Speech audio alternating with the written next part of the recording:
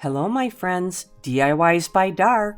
We're going to turn old windows into mirror reflections. This is a unique antique challenge dedicated to our community of furniture flippin' friends. It's hosted by Crystal at the Krafty Creech DIYs and Furniture Flips and co-hosted by LaVintage Decor. The theme, tattoos. Well, I have this old window and it really was pretty rough. I had to go ahead and clean it with a scrub brush and a scraper with some TSP, give it a good wash outside and scrubbing to get all the dirt out of them crooks and crannies that was sitting in a barn, and rinse it off with the hose. Then I went ahead and I brought it into the house because it was going to need a good drying, and I proceeded to smell mold. So I had to mix up a pretty strong bleach solution, and I did end up spraying it about 4 times and letting it dry over a few days. So at that point I ordered a mirror, and I'll put the link in the description. And for me, tattoos really are a reflection of the soul. And when you look at them, it's like looking through the windows of the soul. They tell a story, people build on them, and they tell a story about their life. And this piece is for somebody that I truly love, my niece, who has done so much for everybody else. She is a sweetheart, and she asks for nothing in return for anything that she does. Transfers, you can put transfers over the top of each other. So I laid out a design, so I was going to have transfers on top, underneath. So here was my first one, just a fern, and it was going to lay underneath my big half sheet piece. And with transfers, putting them on mirrors and windows is really difficult. You have to really rub hard. If you see that piece lifting up off your transfer sheet, put that sheet back down and rub it a little bit harder. And just take your time and lift and look, and eventually you will get that transfer on.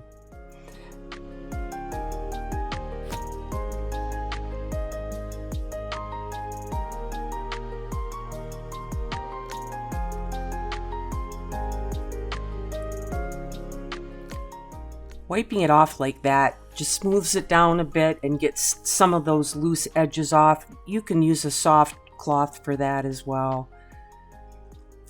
The mirror had to be sparkling clean because this was going to be sandwiched in between that old window and the mirror face. So I really had to make an effort to keep the window clean.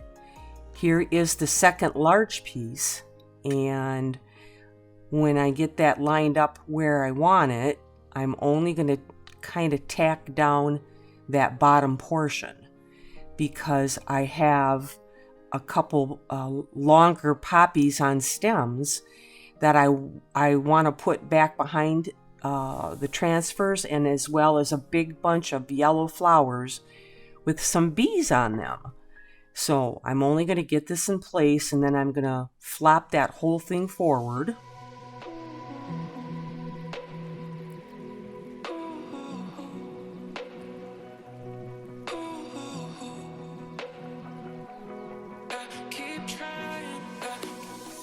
So I roughly know where I want to put that. I try to keep it in that general area, having it give me the height that I need for the design and not having the stem kind of floating in nowhere underneath the other stencil. That one's in place, so I can go ahead and peel that sheet off the back of the rest of this transfer and lay it down. Smooth it out. Then you're going to start that process. Rub and rub it.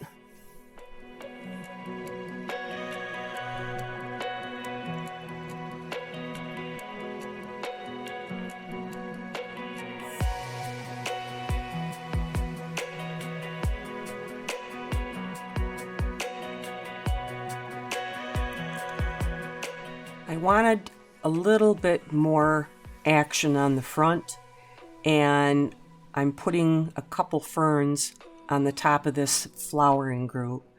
Here in Michigan, in the late spring, early summer, we get a lot of really beautiful wildflowers, and then the ferns start growing, and then that's how you'll often see them in a clump, and they're really, really quite beautiful.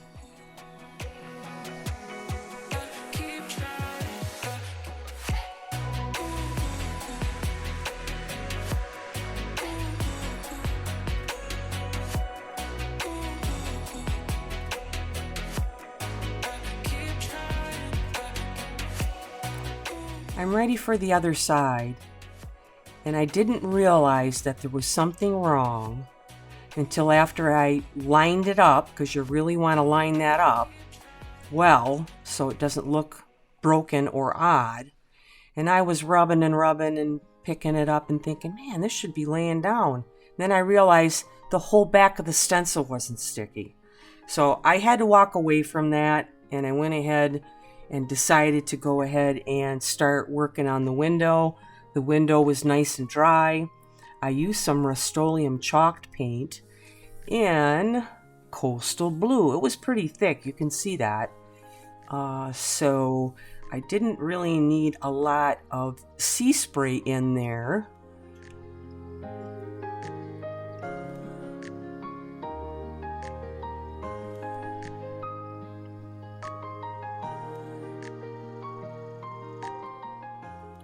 I only used 1 scoop of sea spray in here, and when you use these texturing additives, you just have to kind of go with what your paint is. Always start out less. You can always add more, but make sure that you have it stirred up really good so the paint and the texture additive is really mixed. And I started with just a small throwaway brush and started stippling on that color.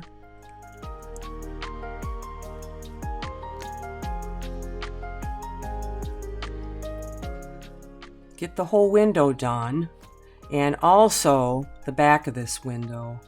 I would say I probably didn't hit the back with as much texture as the front. This was dry. After I let it dry, I went ahead and I got the carbide scraper and started scraping that first layer of lumps and bumps off to get ready for the second layer I was going to put on here. Some more sea spray. I have the window laying flat, and you could see how much I scraped off. I am going to take this sea spray and sprinkle it all on the top of this window, wherever I think that I want some of that other color to come through, because we are going to paint over the top of this and then scrape it off. It works a little bit different, I'd say, than when you mix it in the paint. I kind of like how this works. It's pretty neat. Spray it with water. You spray it until it becomes pretty wet and firm, but don't spray it to the point, of course, that it's going to be sliding off. You can keep your window flat until it dries, but I don't think it really matters. Now that it is dry, I've got Mermaid Tail by Dixie Belle chalk mineral paint. I am gonna put the first coat on here, and when you are doing something like this, put your paint in another container so you don't contaminate your full container, because that white additive is gonna flake off. That's dry. More sea spray. This time I didn't lay the window down. I just kind of sprinkled it on there. I don't know why I didn't lay it down. Who knows? I probably wasted a bit more of the sea spray doing it this way. You can see it falling. But go ahead and get another layer, and you're going to spray it again until it becomes completely wet but stuck where it's at. Then you're going to have to let that dry. It dries within 24 hours and you're ready to go. Next color, Dixie Belle, chalk mineral paint, rustic red. Same thing, stipple that on.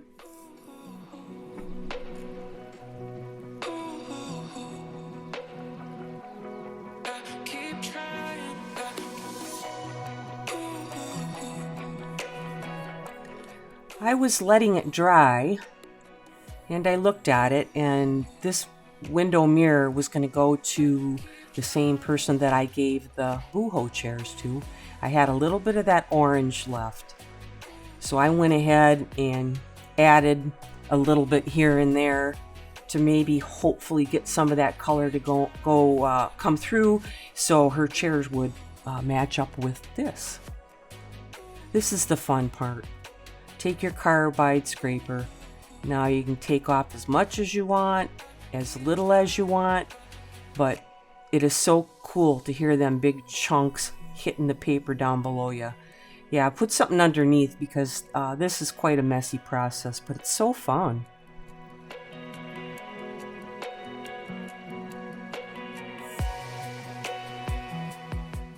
Here you'll start to see some of them colors coming through. I can see that turquoise, I can see that blue lavender underneath, and then of course that red and a little bit of orange on the top.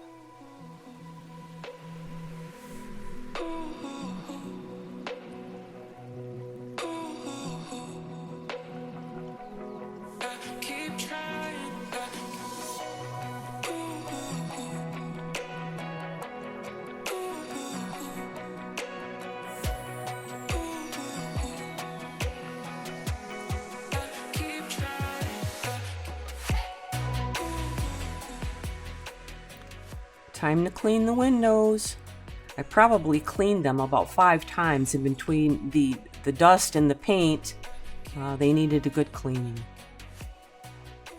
After that, it's time to seal. I just used some bare clear wax that I had left, and when you put this on, you'll see that it will darken the colors.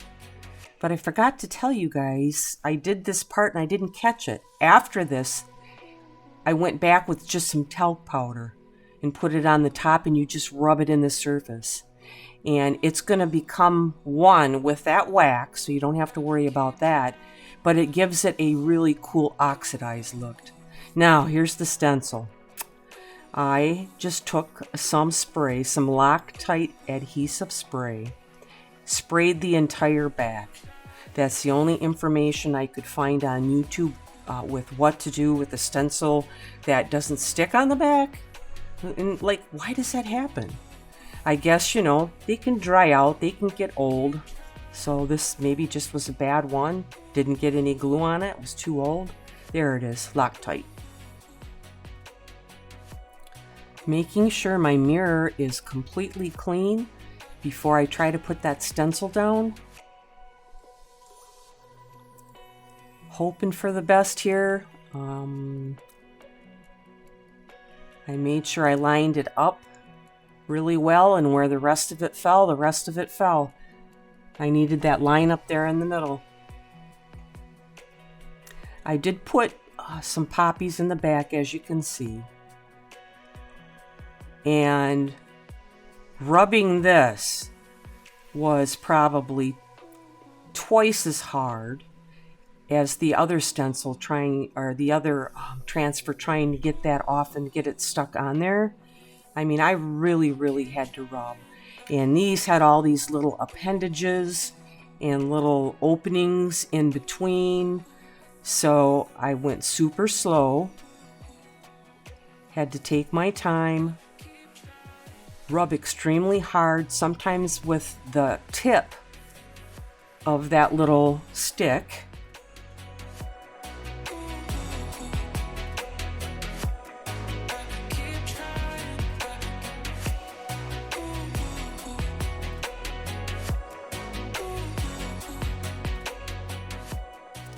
Finally getting down to the corner, and I cut some of that sheet off so it was easier to work with as I went along. And at some of the points, I had to take my finger and kind of pull that transfer off its top sheet and kind of set it into place. I had all that other stickiness that went everywhere else, of course, because of the way the stencil was on that mirror. So it was really hard to clean up, but I had to use a Q-tip and some goof off. There you can see me smoothing that down. But I made it. All right, this mirror, I need to stick it on this window. Loctite all the way around. Clamped it for 24 hours.